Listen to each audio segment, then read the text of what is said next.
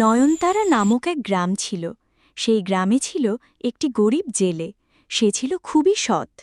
সে তার স্ত্রী ও ছেলের সাথে বসবাস করত। এই গ্রামে সবাই মাছ ধরত।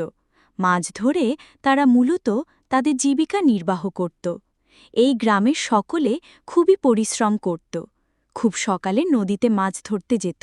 সেই মাছ বাজারে বিক্রি করে যা টাকা পেত তাই দিয়ে তাদের সংসার চালাত।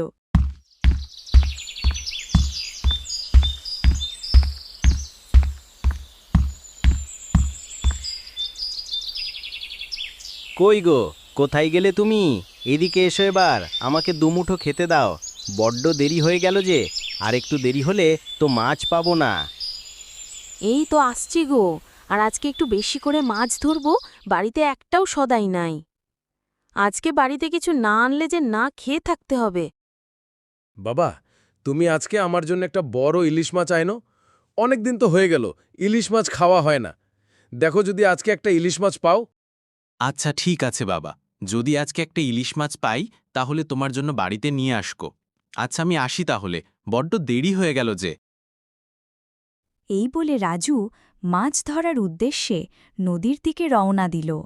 রাজু যেতে যেতে আজ বলতে যে লাগল, করেই হোক আমাকে কয়েকটা মাছ ধরতেই হবে, তা না হলে যে আজ সবাইকে না খেয়ে থাকতে হবে। এদিকে আবার আকাশে মেঘ জমেছে, বৃষ্টি আসবে মনে হচ্ছে। যাই, তাড়াতাড়ি পা চালিয়ে যাই।